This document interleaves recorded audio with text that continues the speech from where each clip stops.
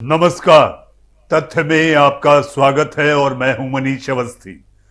तथ्य में बात 70 साल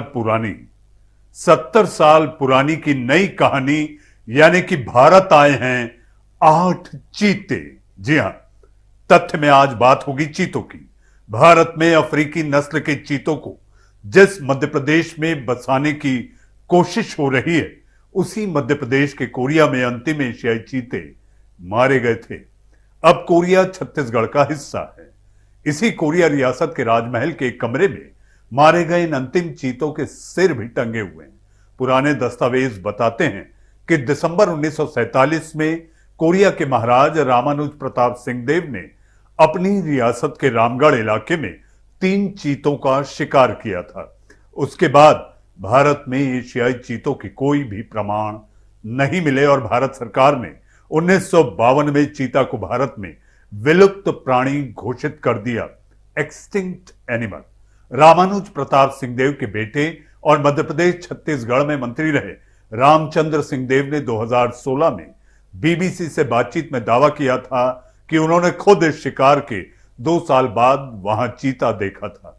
उसी दौर में झारखंड और उड़ीसा में भी चीतों के देखे जाने की बात सामने आई थी, लेकिन इन सभी दावों की प्रामाणिकता संदिग्ध ही रही। मध्य भारत में पिछले 35 सालों से भी अधिक समय से वन्य जीवों पर शोध करने वाले जानकार बताते हैं कि वन्य जीवों यानी कि वाइल्ड लाइफ के अंग्रेजी नामों को लेकर तो कोई भ्रांति नहीं है, लेकिन हिंदी और दूसरी भाषाओं बोलियों में एक ही वन्य जीव को अलग अलग नामों से बुलाया जाता है। यही कारण है कि आज भी लिखने बोलने में तेंदुआ, चीता, बाघ और शेर को लेकर भ्रम की स्थिति बनती रहती है। ऐसे में 50 या 60 के दशक में अगर चीता देखे जाने के दावे होते रहे हैं तो इसमें आश्चर्य नहीं होना चाहिए। कोरिया में मारे गए 3 चीतों के बाद भारत में चीतों की उपस्थिति के कोई प्रमाण फिर भी कहीं नहीं मिले। पहले भी लाए गए थे अफ्रीकी चीते। जी हां, तथ्य में आपको यह जानना होगा। भारत में गुफा चित्रों से लेकर राजा महाराजाओं तक, महाराज की अगर भारत के महाराजाओं की बात करें तो चीता, इसका एक लंबा इतिहास रहा है।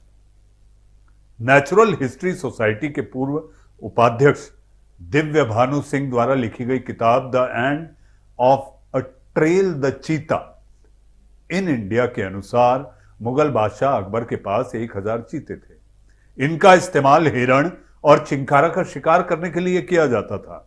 अलेक्जेंडर रोगर्स की अनुदित और हेनरी बेवरिज के संपादन में 1909 में प्रकाशित, जी हां 1909 में प्रकाशित लगभग 500 पन्नों की द तुजुक-ए जहांगीरी और मेमोरी ऑफ जहांगीर की माने तो मुगल बादशाह अकबर के पास कम से कम 1000 पालतू चीते हुआ करते थे। 1000, एक नहीं, 2 नहीं, 100 नहीं, 200 नहीं, 1000 चीते हुआ करते थे। जहांगीर ने लिखा है कि उनके पिता ने अपने जीवन काल में 9000 चीतों को पाला था। 15वीं और 16वीं शताब्दी में भारत में चीतों का यह सुनहरा दौर माना जाता था। भारत की छोटी छोटी रियासतों में भी शिकार के लिए चीतों को पाला जाता था और बायाप्ता बैलगाड़ी में बैठाकर उन्हें शिकार के लिए दूर दराज जंगल में ले जाया जाता। ऐसे पालतू चीते जंगल में हिरण समेत दूसरे जानवरों पर हमला कर उन्हें मार डालते थे। पालतू चीते के प्रसव की पहली घटना जहांगीर के शासन काल में ही दर्ज की गई, जहां पहली बार एक पालतू नर और मादा चीता के संपर्क में आने और 3 शावकों के जन्म के दस्तावेज उपलब्ध हैं। पालतू चीता के प्रसव का दूसरा मामला 1956 में अमेरिका के फिलाडेल्फिया चिड़ियाघर में दर्ज किया गया, लेकिन ऐसी घटनाएं अपवाद ही मानी जानी चाहिए। पालतू नर और मादा चीतों के संपर्क में नहीं आने के कारण इनकी जनसंख्या लगातार घटती चली गई। हालात ये हो गए कि 1918 से 1945 तक अलग अलग अवसरों पर कम से कम 200 अफ्रीकी चीतों को भारतीय राजा महाराजाओं ने शिकार के लिए भारत आयात किया। जी हां, लेकिन समय के साथ ये चीते भी खत्म हो गए और आजादी के बाद भारत में चीता इतिहास के पन्नों में हमेशा हमेशा के लिए दर्ज हो गया। इस इतिहास का अंतिम पन्ना अविभाजित मध्य प्रदेश के कोरिया के अध्याय के साथ खत्म हुआ। कोरिया के राजमहल के मुख्य हॉल में प्रवेश करते ही, जैसे ही आप प्रवेश करें, दीवारों पर तरह तरह के जानवरों की ट्रॉफी नजर आती है। ये वो जानवर हैं जिनका शिकार कोरिया रियासत के राजाओं ने समय समय पर किया था। जी हाँ, राजा महाराजा राजघराने शिकार इसलिए करते थे ताकि वो अपनी ताकत दिखा सकें। इस रियासत के वारिस रामचंद्र सिंह देव के अनुसार जिन चीतों का शिकार हुआ, जिन चीतों का शिकार उनके पिता ने दिसंबर 1947 में किया था, उसी समय दक्षिण भारत में उनकी ट्रॉफी बनवाई गई थी। रामचंद्र सिंह देव ने बीबीसी से बातचीत में कहा था कि उनके पिता ने मारे गए चीतों में से एक की ट्रॉफी बस्तर के राजा को भेंट भी कर दी थी, जो अब बस्तर के राजमहल में रखी हुई है। 2018 में रामचंद्र सिंह देव के निधन के बाद अब उनके परिजन राजमहल की देखरेख करते हैं। कोरिया में जिन 3 चीतों को मारा गया, उसकी तारीख का ठीक ठाक पता तो नहीं है, लेकिन माना जाता है कि इन चीतों का शिकार दिसंबर 1947 की किसी तारीख को किया गया था। बॉम्बे नेचुरल हिस्ट्री सोसाइटी के दस्तावेज में इस बात का उल्लेख भी आता है कि रामानुज प्रताप सिंह देव के इस शिकार गाथा को प्रकाशित करने के अनुरोध के साथ रामानुज प्रताप सिंह देव के निजी सचिव ने 9 जनवरी 1948 को एक पत्र लिखा था, चिट्ठी लिखी थी, सोसाइटी को भेजी थी। बाद में उसकी तस्वीर भी सोसाइटी को भेजी गई। रामचंद्र सिंह देव का दावा था कि आदमखोर जानवरों को लेकर ग्रामीणों की शिकायत के बाद उनके पिता रामानुज प्रताप सिंह देव शिकार के लिए निकले थे।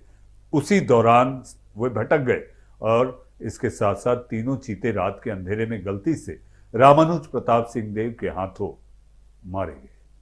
भारत में चीता से संबंधित शोध और लेखन में अक्सर इस बात का उल्लेख होता है कि मारे गए इन 3 चीतों में से एक मादा चीता थी और उसके 2 बच्चे। लेकिन पुराने दस्तावेजों के अनुसार मारे गए तीनों चीते नर थे और पूरी तरह से वयस्क भी। इनमें से हर एक की लंबाई 6 फीट 4 इंच से अधिक थी। जी हाँ, 4 इंच से अधिक थी, 6 फीट 4 इंच से। बॉम्बे नेचुरल हिस्ट्री सोसाइटी के अनुसार रामानुज प्रताप सिंह देव रात को शिकार के लिए निकले थे। रात को शिकार करना बड़ा मुश्किल होता है, लेकिन राजा महाराजाओं को इसमें महारत हासिल थी। उसी समय एक दूसरे से सट कर बैठे तीनों चीते नजर आए। सिंहदेव के हथियार से निकली पहली गोली एक चीते को मौत की नींद सुला दी। वहीं दूसरी गोली दूसरे चीते की देह को पार कर तीसरे चीते के शरीर में समा गई। भारत के जाने माने पक्षी विशेषज्ञ सालिम अली अपनी आत्मकथा the fall of the sparrow में लिखते हैं, सरगुजा राज्य के एक पड़ोसी राज्य कोरिया, पूर्वी मध्य प्रदेश, जी हाँ, तब का तत्कालीन पूर्वी मध्य प्रदेश के महाराज ने शिकार में अपना नाम अमर कर लिया है। उन्होंने भारत के अंतिम 3 चीतों का शिकार कर इस जाति का भारतीय जमीन से हमेशा हमेशा के लिए सफाया कर दिया।